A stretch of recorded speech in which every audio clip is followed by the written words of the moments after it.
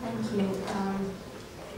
First of all, I'm so much more interested in you after listening to your introduction.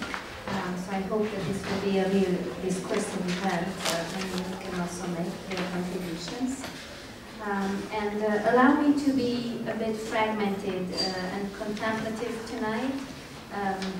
Not just because I know Romani has prepared so much better than I did, but also because I believe that this kind of fluidity and fragmented text also fits our context perfectly. So I work in the field of Roma culture, which is a very conflictual territory. And I work with the concept of Roma art, which is a term basically non-existent in the Central European cultural field. It has been established only since the early 2000s. This is also a time when there was a paradigm shift in the Roma discourse. And of course there is an anthropology of, you being a participant who actively forms the discourse. However, there is little research on that, which I cannot really refer to in this short introduction. So it's difficult for me to discuss this or to kind of open a discussion on this, as I was very much involved in this. Maybe Margie will be able to reflect upon it in more detail than I will.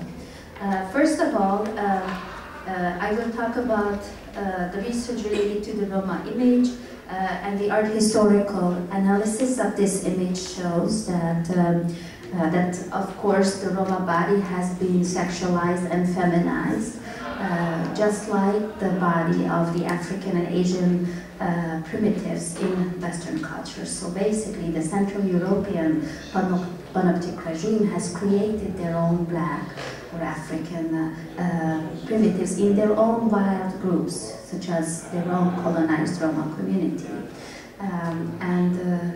I talk about the Roma image first because it is this field, the visuality, where this kind of being the other or the Roma subaltern is the most visible and most obvious.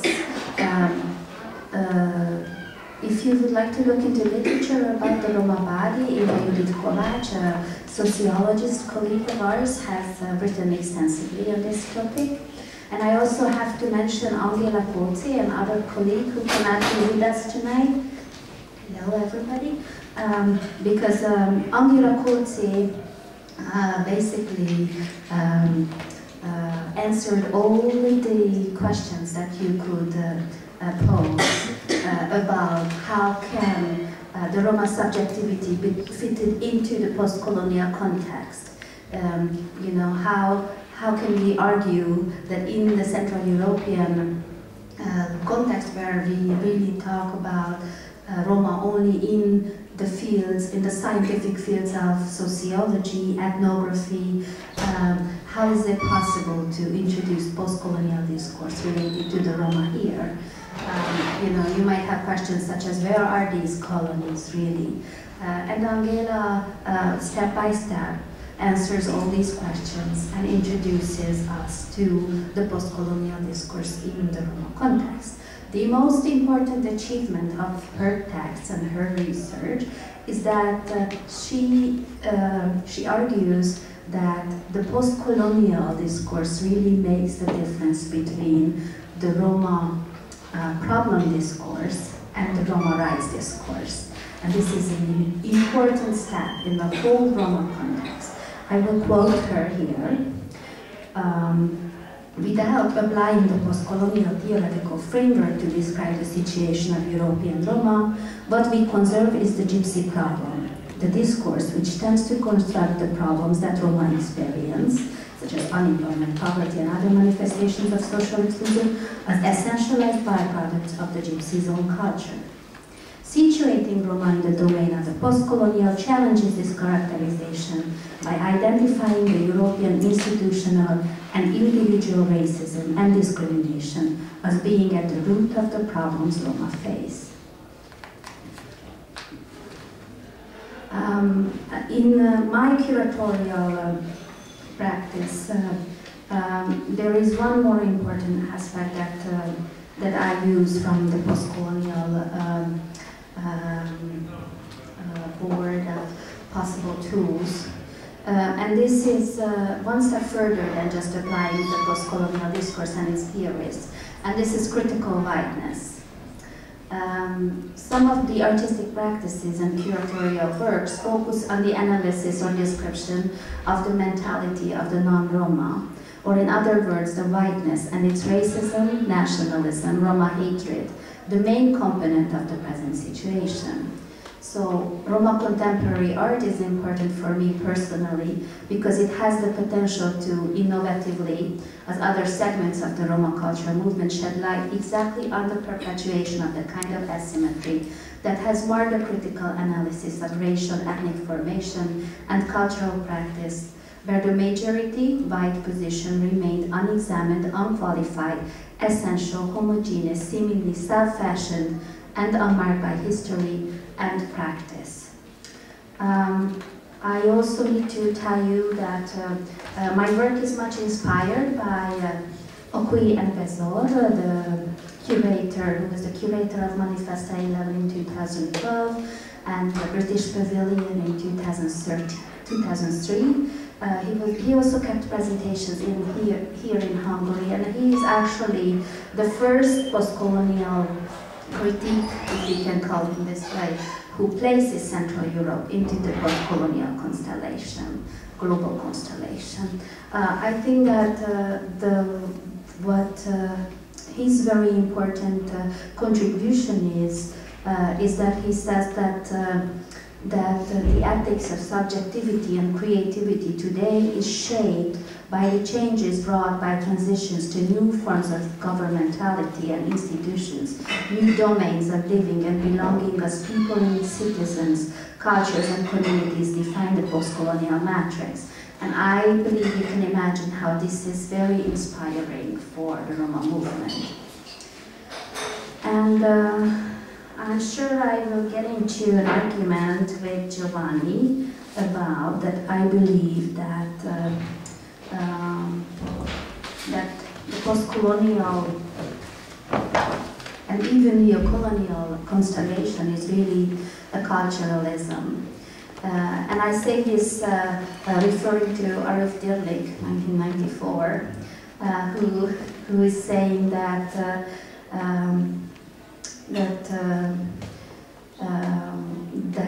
the notion of identity, the post-colonial notion of identity, is discursive and not structural. It repudiates structure and totality. Post-colonial discourse, he says blankly, is a culturalism. And I completely support or agree with Dirlik in this. And I also probably I am too creative with the way I consider the periodization of post-colonial, the term post-colonial, both the chronological and epistemological practice. I think I will stop here and let the one continue. Okay, so thank you. We'll be happy to debate about your last points.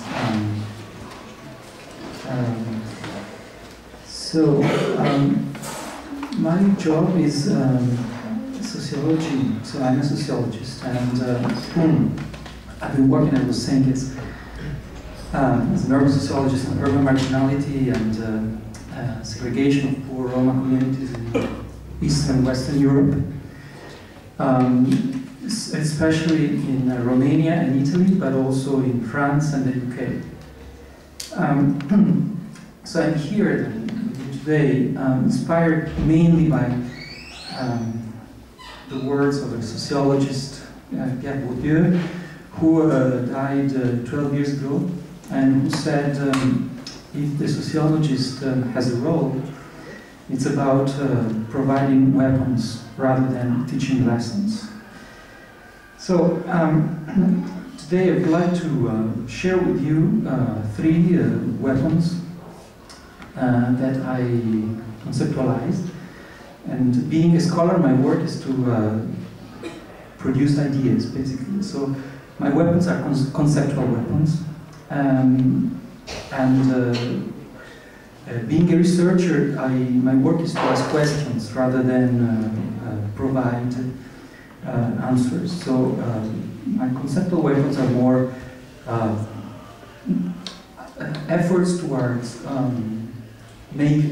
ask better questions. Okay, and I would like to share with you 3 of these conceptual weapons, so to say. So there are 3 questions. These conceptual weapons are 3 questions, and all these questions have to do with colonial legacies in contemporary Europe. The first is, what was Roma slavery, and what is its legacy today? The second question is, what is Roma or Romani mobility? And the third question is a bit more complex than two, but it's also quite simple.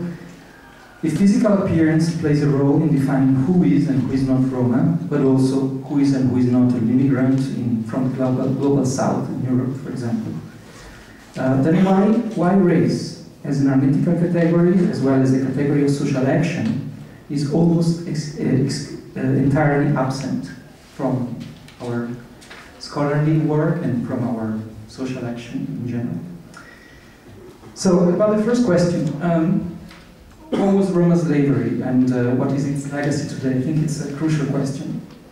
I would like to say also that these 3 questions have been very, very, very little researched. Okay, and that's why I also think they are important. But also because they are ingrained. I think they're important because I understood their importance from my work, from my field work. I've been doing more than 3 years of field work, all in all, in my work. Hello. So, Roma slavery is considered to be a prerogative of Romanian history. 500 years of, basically since Roma arrived, as the historical narration tells us, to Romania, they have been considered goods, okay, that could be sold and bought. But I think the legacy of considering Roma as subaltern, as even not recognizing humanity to them, has been spreading around Europe since the Middle Ages. And today, when I am in Romania and when I was doing field work there, I was asking people, so how do you, what do you think about Roma, non-Roma people? And the answers that I was getting were very different, but I was getting answers that I would have never got if I would have asked, what do you think about any other minority or any other group of people? One of these answers was non-humans, neoami. Okay, it's a Romanian word, and I think there is a link here with the 500 years of slavery of Roma and Romani, considered non-human beings, so denied humanity in this way. And then, digging deeper in the everyday life of this Romanian city, I found out about an expression that is very widespread, and it's Romanian țigani tot țigani, which means once a gypsy, always a gypsy. And this also can be seen as one of the legacies of considering Roma intrinsically inferior. And these 2 expressions actually have everyday currency in contemporary Romania. The second one is also, as far as I read, is also kind of widespread in Hungary. There is a similar expression. But the very word gypsy that we were taught when we were kids, probably, speaks about this legacy, a name that was not fabricated by Roma themselves. The second question, what is Roma mobility? So, and I think it's important because when I happen to speak about my research in Italy, and I say, so I'm working on the marginalization and the segregation of Roma, and we say, oh, the nomads. Almost no matter to whom I speak. And this seems to be a kind of banal and everyday and unimportant fact, but it actually corresponds to the most widespread representation of Roma today in Italy. And I know that it's also in France, and I know that it's also in many, many other countries. And it is ingrained in the history of stigmatizing the Roma as a perpetual wanderer. So speaking, for example, with a social worker in Italy, she told me, once I was struck by a Roma person, a Roma man, who told me, if I don't find a job until the end of the month, I will go to Germany. And she said to me, I would never be able to do that. I mean, this is really strange for me. It's as if, she said, they have this wandering instinct in their blood. And, I mean, this is a person who has been working as a social worker for social inclusion for many years with Roma. And so the question is, how come that she still can, for me at least the question was, how come she still can rely on these myths and mythologies of intrinsic, perpetual wandering that has something to do with the same idea of Tzigane and Tzigane, or once a gypsy, always a gypsy, so predetermination, okay? A kind of essentialism that was, Tima was talking about also before. And the idea that I came to, but this is my partial answer to this question, is that the legacy of this blood, having something in the blood, is still present in the discourse and in the representations about Roma. And this has to do with racial and racialization. And so if we understand, if we look into the issue of race and racialization, we see that race is a European construct, a colonial construct, that was first shaped and rationalized and systematized upon the colonial and imperial expansions, since, we can say, Christopher Columbus' domination of the Americas. And so, and since then, through the 18th and 19th century rationalization and institutionalization of racial knowledge, we think about Cesare Lombroso, anthropologist, criminologist in Italy, or Malthus, for example, in England. Biology and behavior has always come together, and this is race, the relationship between biology and culture, or between behavior and appearance. And this is very widespread. I found it very widespread in my fieldwork. Fieldwork among people who are officially working for Roma inclusion. Of course, not all of them, but it was very widespread. This leads me to the third question. So why has race disappeared in Europe if it still characterizes many of the representations of Roma that by non-Roma? I mean, the answer for this question is very long, I think, and I don't have it complete. I don't have a complete answer.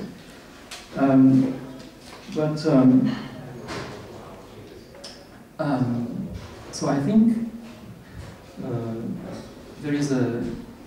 It's important to understand that when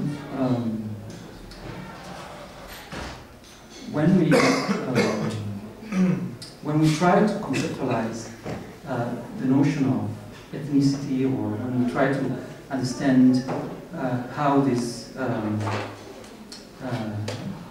notion of stigmatization, of ethnic stigmatization, is embedded inside European societies, we come to realize, we come to kind of reject the idea that these processes are embedded still in the pre-Second World War conceptions of racial subjects.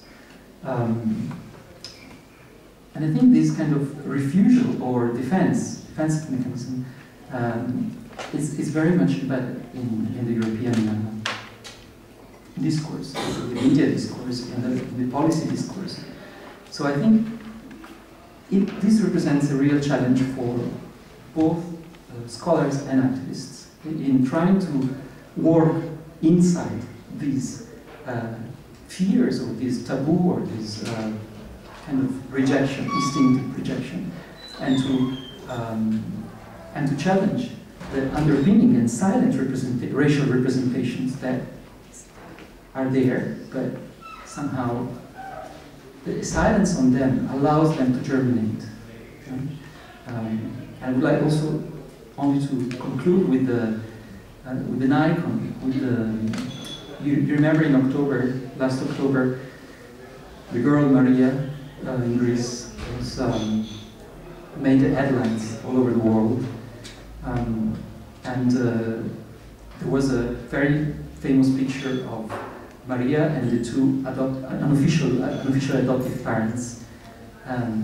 If you could look at the picture and see Maria with white dresses and blonde hairs, and the parents had dark skin and dark clothes, and they were looking like not meeting the Western criteria of good parents, so to say. And so this was one example that racism in the old style form of racial connotations that link blackness with inept parents is still profoundly there and profoundly with us. So this constitutes a challenge, I think. Thanks. Thank you for the excellent introductory speeches. And now I thought to launch the discussion, I asked Mario and Marek to reflect on what we heard, because they also use a very similar framework in their own work and research. So let's... Okay, so I'm going to improvise because yes, I'm also dealing with post-colonial theories in my research, and I found, and I always find Timi's research and thoughts very interesting, and I would like to pose a question to her. Only because I think I understand all the time what she was talking about, but now it was, I think, a little bit short time, and I'm not sure if the audience familiar in practice with this theory. So that's why I was thinking about, I hope I'm not going to shock you with this question, to talk a little bit more about how the Roma body is constructed, and in practice, I mean, if you could tell actual examples from the actual social processes, because I can actually, but I know you can as well, and I think because you are active in the field of art, you have much wider examples. So if you could tell an example about how, or if you can talk about more about how the Roma body is constructed in a situation. As you said, that the identity is discursive, the post-colonial identity is discursive, which I agree with. And I'm not sure if it's if it's now the right time as well, or if we have time enough for this, but maybe you could use the critical values theory, because that's an interesting twist to talk about this. But I really don't want to test you, but whenever it comes, really. Okay. Yes, I really don't want to hijack tonight just to talk about Roma arts and culture, because it's really the margin of the margin of the margin. And I think we really want to steer the conversation towards the colonial attitude of present-day Roma policies and practices. So very shortly I will respond that, you know, what I think Giovanni has already introduced us to this topic very well. And the only footnote I can add is, you know, if you examine the Roma body, let's say in the history of art, what you find is this kind of degenerate and decadent characteristic is inscripted in the Roma body, and mainly in the Roma woman's body throughout the history of visual production in Europe. This history of art related to Roma creates a narrative, of course, which Roma had never been able to influence or intervene until actually 2007, probably, when Roma were present at a mainstream art event and created their own discourse, which is extremely important because it's a progressive possibility to not just to publicly intervene, but also to create or shape this narrative. And the question is, for tonight, is, yes, and the most important answer is, of course, this kind of inscripted non-realities such as degeneration, decadence, prostitution, encrypted in the Roma body, and criminalization and the beastly representation of Roma men encrypted in the Roma body for several centuries, you know, has affected Roma identity. And Roma identity is a tricky question. When we talk about Roma culture, we always talk about Roma identity, and it's tricky because it's opened up to difference. I'm quoting from my own PhD, but I don't remember any of this that I wrote. I have to read it. So it's opened up to difference, to be made ecstatic, literally taken out of the self, the Roma self, sexually, socially, and racially, and to be fixed in opposition to the other, to be established again, secured as a sovereign self. So it's a dual and conflictual and ambivalent process, of course, identity formation. You know, some of you, mainly the feminists in the room, probably already rebelling, you know, that you cannot enter the mainstream discourse, you cannot shape the narrative because the subaltern cannot speak. And this is the big question of tonight, but I let you discuss this before I shut it down and say, let's go home, because it cannot.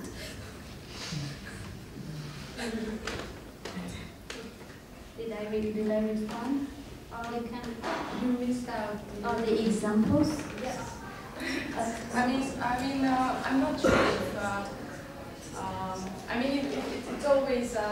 it's always better to have a discussion after you have an example as well. Yes, I will only be critical, unfortunately, but for example, there is a project, I am a European Roma woman, and these young professional and very educated Roma women are running around with roses and long skirts in a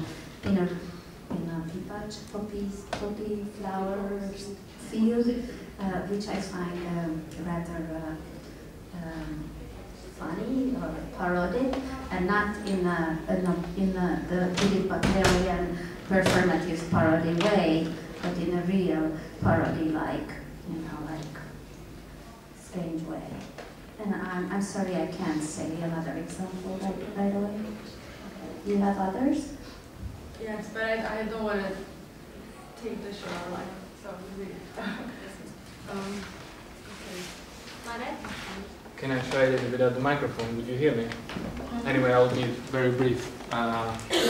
Thanks, Giovanni. Thanks, Tima, for this I can try.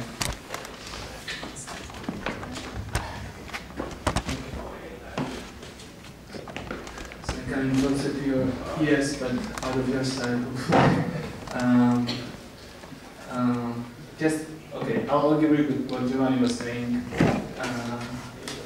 Giovanni was saying about that we social scientists are perhaps better positioned to pose questions than give answers. And I was, nevertheless, I wanted to correct one thing about the last examples you gave. I think like what was more shocking and surprising was not the image of parents in that example you were giving, but the image of Maria herself, who was a blonde girl found in the middle of a Roma ghetto, and which steered unbelievable media attention. It came from, I would say, from US mostly, that European media would take on. And the media dropped off the story immediately after they found out that this Maria is not a stolen kid from some Gaza parents, but it's actually a kid of a Bulgarian Roma, which sort of trafficked or smuggled or like exchanged with Greek parents the kid. So the story was nevertheless interesting, and it continued to be interesting until yesterday, for example, when Maria was institutionalized and was given to a charity orphanage in Bulgaria as a consequence of all this attention and sort of a state governance getting involved with it. We can discuss whether this is following the best interest of the child or not. But what I wanted to add to this debate was, and perhaps a little bit contrary to both of you, I think like it's very important who speaks, who owns the representation, who represent.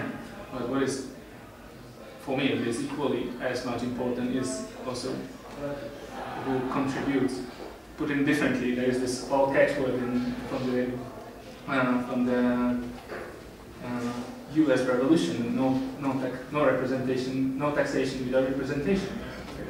So, what is the contribution which is requested from Roma in order to speak about them as well?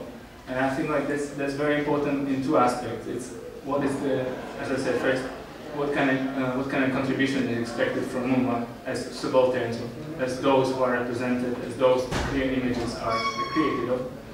But also, what do they have to do in order to position themselves for governmental policies? And this is coming very interesting because there is a certain line in the post-colonial period which is saying like those who want to be object of governmental policies has to also give up something in order to do so.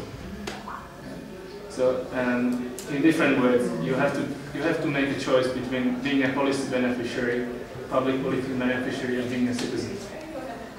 Either you go and you try to fight for being recognized and treated as an equal citizen, or you try to position yourself as an object of governmental policies. But very often these policies are designed in a way which are interfering your freedoms as a citizen.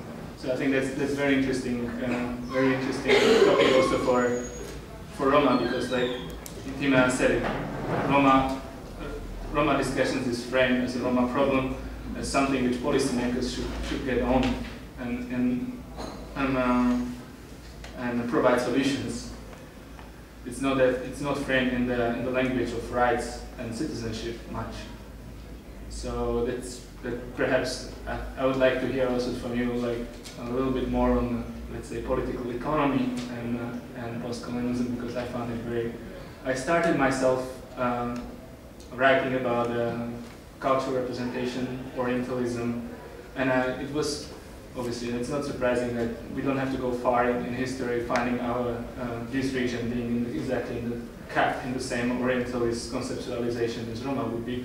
It was 200 years ago. It would be Czechs, Slovaks, Hungarians who would be playing violence, being bellicose, and women will be beautiful, we will be stealing, criminals. It would be the same, exactly what labels is given to Roma nowadays.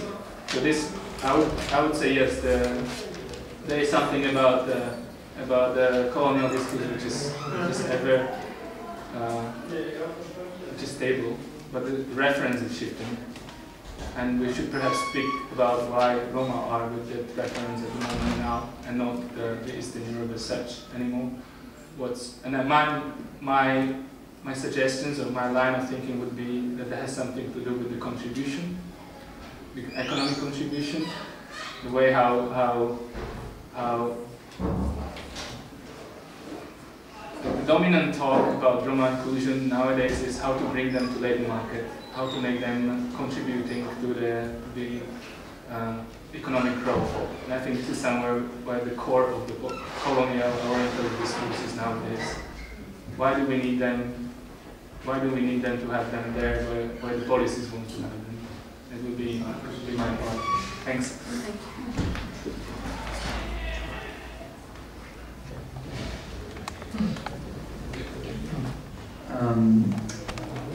If we would have 1 week, would be still not enough to discuss, I think, these issues. But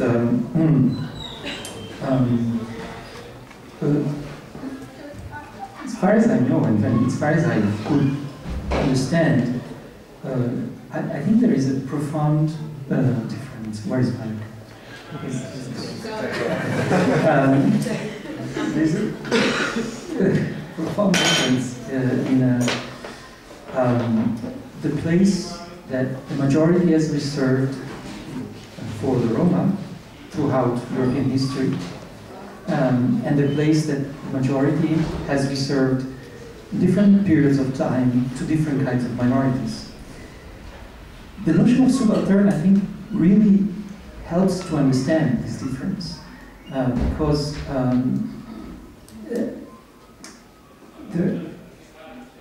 there is not only the seriousness of the condition of subaltern that Roma have been pushed by the majority throughout history, but also the quality of this, because it has been ingrained really in the. I tend to think about and to use the category of European unconsciousness. It has been literally imbued in the way the European, I can say, I don't know, German, Italian, French, etc., national identity. So the way in which people imagine themselves as belonging to some community has been imbued since the beginning, since the Middle Ages, with an anti-Roma feeling. So the way nation-states have been built has always reserved a specific place for the Roma as non-citizens, as those who don't belong.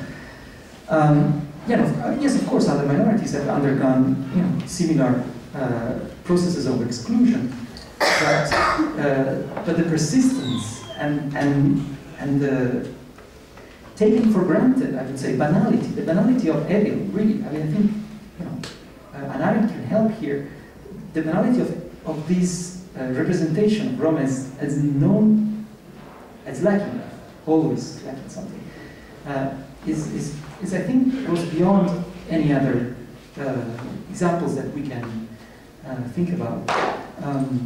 There was a campaign, interesting campaign of a very good, very active Roma grassroots organization in Italy, a TV show, a TV ad, 30 seconds, in which they were showing, they were reading the words of an American official civil servant in the early 1930s, and this American official was describing Italians migrating to the US. He said, oh, they're dirty, they don't work, they're lazy.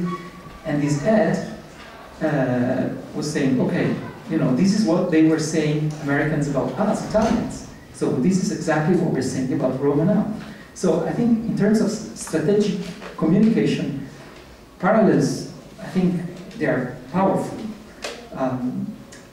In terms of digging deeper and trying to understand if, I don't know, to have more long-term strategy, or to try to analytically distinguish between histories, different experiences and histories.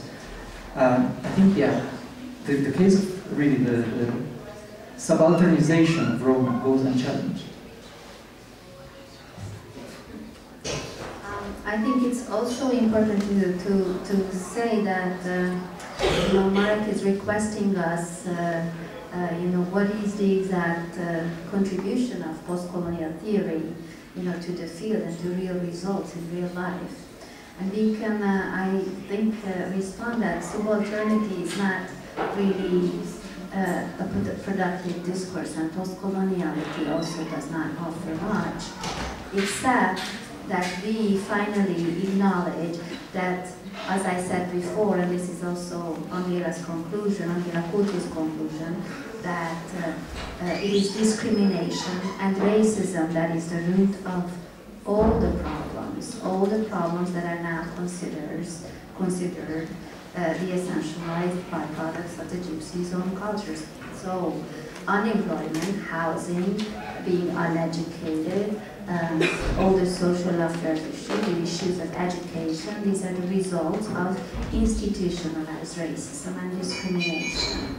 And I believe that it would be false to believe that as we deconstructed essentialism and racism theoretically, therefore it has been displaced politically as well. So we cannot assume this. However, I have personally I have some ideas of how to proceed.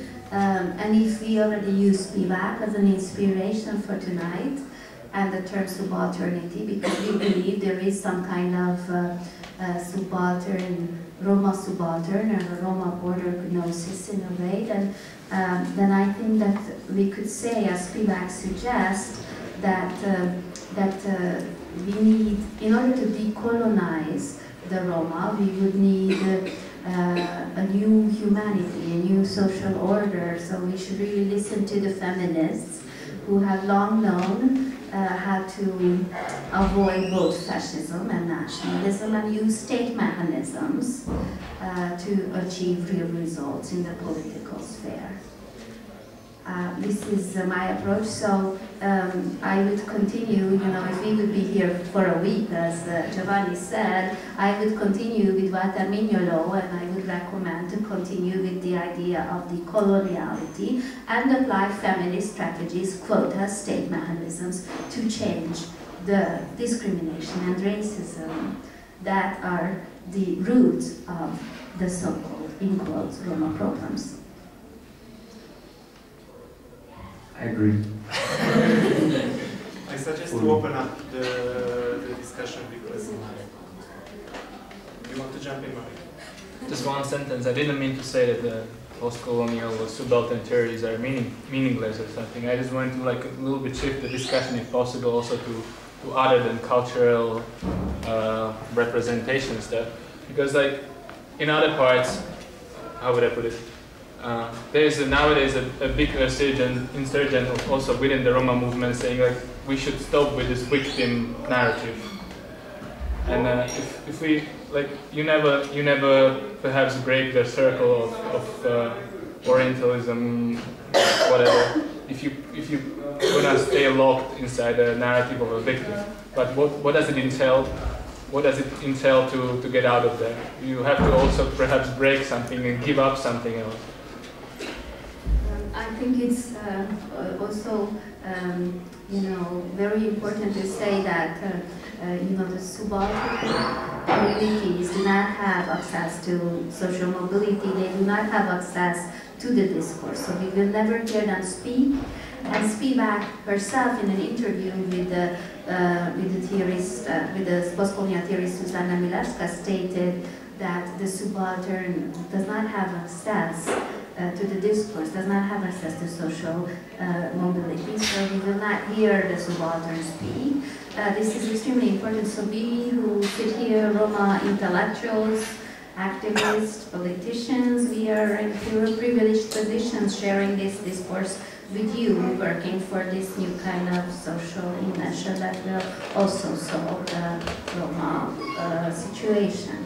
But it's also important to say that, you know, there is this narrative that is offensive even for the most beginner post-colonial theorists. You know, that will offend you and go against everything you have ever read. For example, I was sitting in a very fancy conference eating caviar in Sarajevo with 700 people in suits, and we were looking at a projected presentation of the World Bank, you know, that also stated what Marek has said, you know, Roma labor is good future for Europe.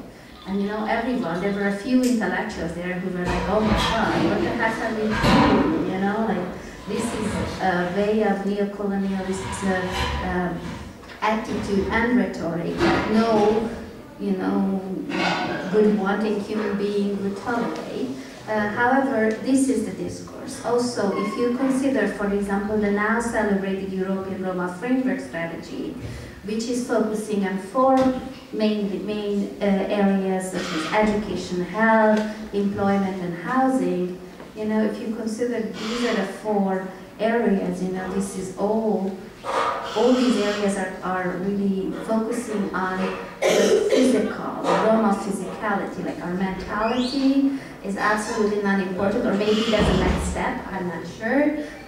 You know, and I think this kind of neocolonialist attitude towards the Roma is extremely important to analyze. And just another footnote from, really personal footnote from my, you know, about the Roma contribution, you know, it's like you never would ask the majority, any kind of majority for, you know, a homogeneous, unified contribution, you know. So why can't we Roma believe, you know, in the inappropriate, why can't we believe, you know, in a discourse without censorship, you know, in a discourse that is absolutely allowing, you know, and very tolerative towards different arguments and different viewpoints, you know, and I think this is extremely important. This is Bell Hooks' pedagogy, who is a feminist African-American woman scholar, who says this is very typical in the African-American diaspora, that certain arguments are disclosed because there is a unified African-American statement which does not allow this, and there is a connected office policy, there is a connected trauma to this, which we never described. And the Roma are way back in this process. I'm not sure if Marek was referring to this. Sorry if I again hijacked the answer towards.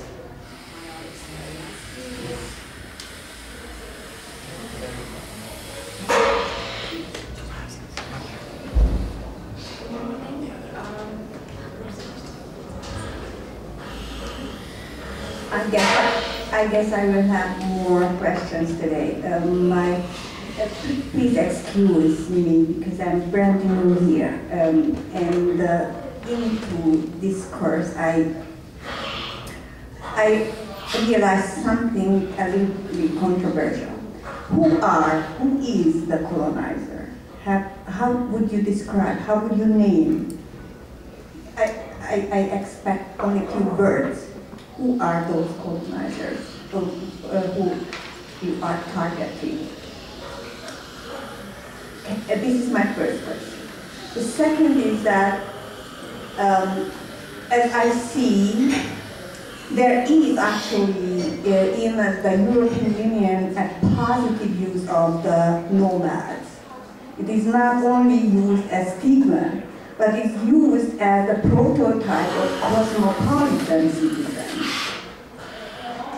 Just my question, have you ever thought about this tricky constellation that we first of all have a national colonizer, but we also have a neoliberal colonizer, which is very much at large, and who are smart enough to manipulate with these concept of nomadism and showing it as a positive idea to create a new cosmopolitan Roma. What do you think about it? Answering your second question first, the largest funded cultural program in Poland in the past 2 years is a project called Taisha. And Taisha is a project that is constructing Roma nomadicity as a way of new social form that could transform the whole society, Polish society, and kind of transgress the current situation of the Roma. I find it problematic in the current status of forced migrations, forced evictions, and continuous violent attacks against Roma community when the members of the communities are replaced strategically with possibly with the police force. And I also find it very problematic in the context of the Roma movement, which has been advocating for Roma institutions since the beginning of the 1970s, for institutions. And these institutions are connected to a settled community which are deeply embedded in the majority societies. So constructing nomadicity as a kind of cosmopolitan idea, even if we are trying to be very sexy and we refer to Szaszki Assassin's research, global nomadicity, and the construction of contemporary time, I think this is extremely conflictual and more than just nostalgic in the context of the Roma today. And I got so passionate I forgot the first question. Who is the post-colonial? Oh, who is the colonizer?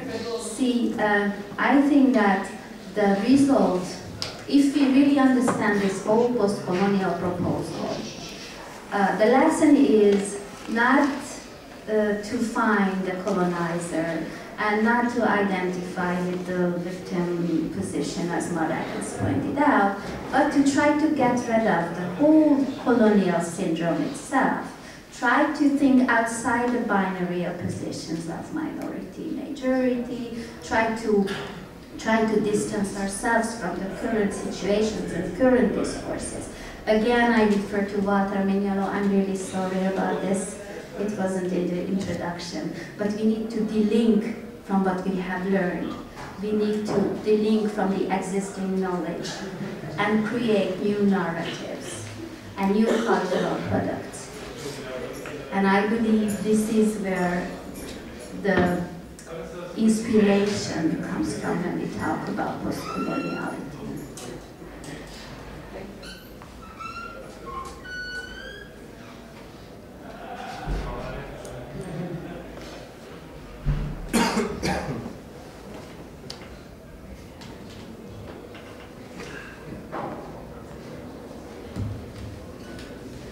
Well,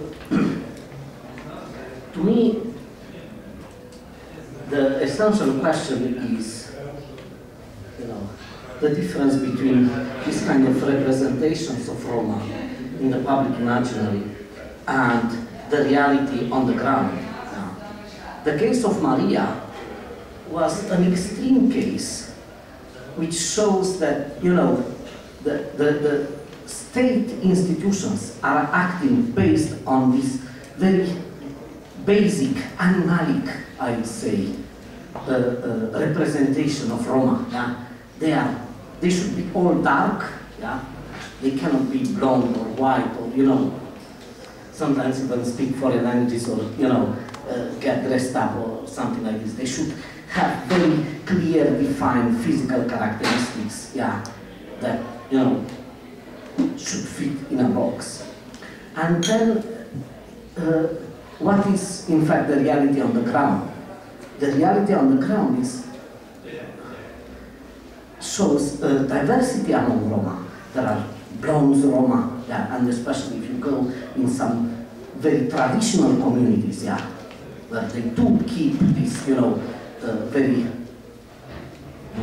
blood relationships, are really important in these communities. They they're blonde and blue-eyed, you know, and so they claim this authenticity of being Roma. Yeah. You have then all kinds of Roma, yeah, and placed in different contexts. For example, yeah, you can be darker skinned and be spotted out in different contexts as you are the Roma, yeah. But in other contexts, like in southern Italy, yeah, well, somebody like me would be considered kind of a local, yeah. Though here it's quite clear, yeah, who is Roma, who is not. There, I'd be rather, you know, someone that is local. It's not that one that matters.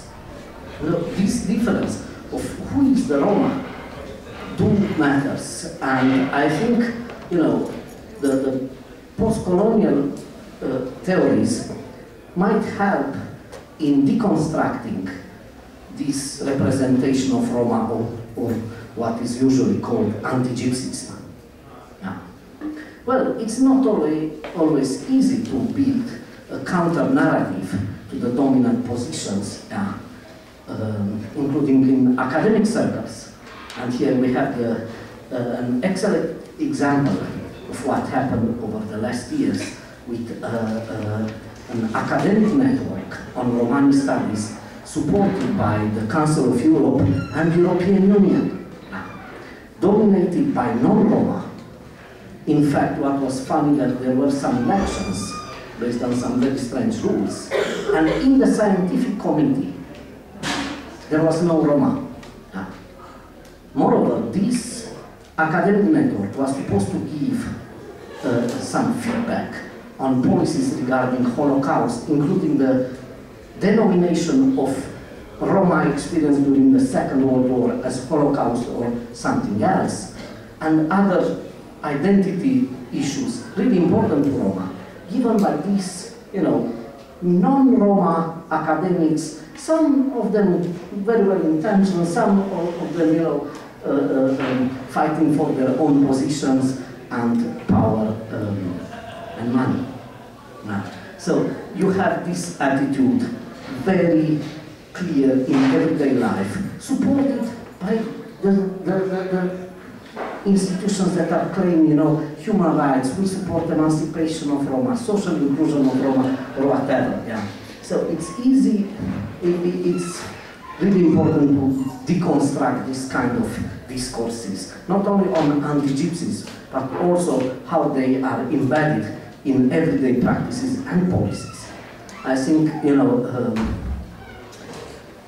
these post-colonial theories might be extremely helpful.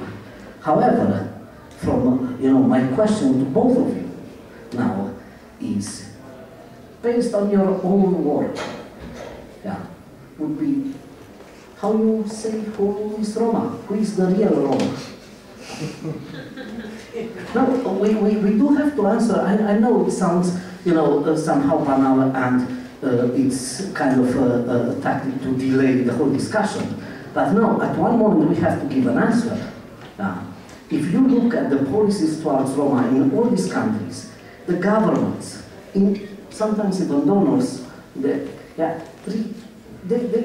refuse to define who are the target of their policies. So my question to you this evening is, you know, from your own experience, who is the real Roma?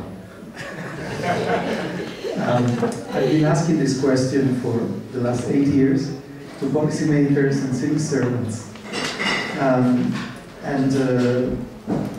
Some answers were more interesting than others. And for example, in one Italian city I asked, so how do you define who is and who is not a Roma? And the answer was skin color, golden teeth, and surname. You know, so, you know, here we are. I mean, this is even not post-colonial. This is before post-colonial. So, yeah, I mean, you're right. I mean, in search of the true gypsy, as the Nazis were going to. I mean, I'm asking the same question all the time. I am a strategic essentialist, and the strategic essentialism was a term introduced by Spivak herself.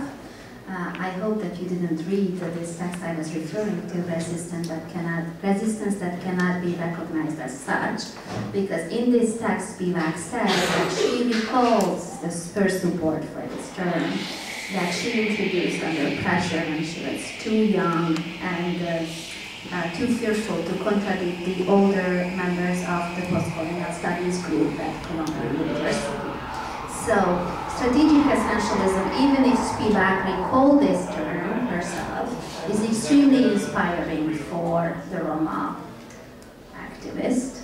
And I think that it's important to say that, to me, you know, Roma are those people who can be used in the construct of strategic essentialism.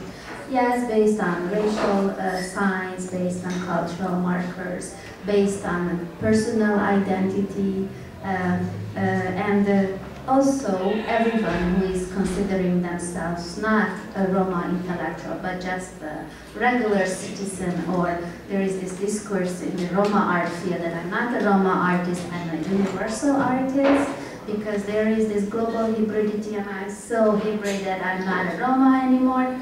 I think that all these individuals can also be included in the movement under the flagship of strategic essentialism, which is extremely important when it comes to lobbying, political representation, state mechanisms, and activism. This is really bad. You should rebel and critique this statement.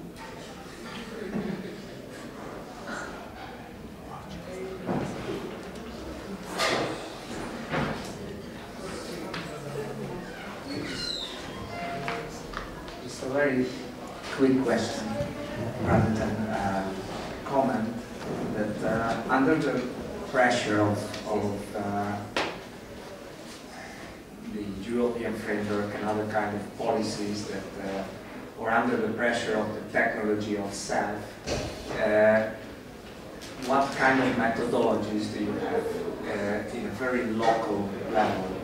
I mean, even at beyond the national level, to get to, I mean, how can subaltern speak in a local context without transforming itself through the technology of self in a political Roma? I mean, Roma in a political sense. So how this subjectivity can be constructed on a very local level without entering into these tricks of transforming into a Roma leader, as Julius just mentioned before, that there are more leaders than Roma leaders than Roma the other day that we had a discussion. So do you have any methodology how to go beyond this intellectual discourse and getting down to overcome this kind of construction of local Roma?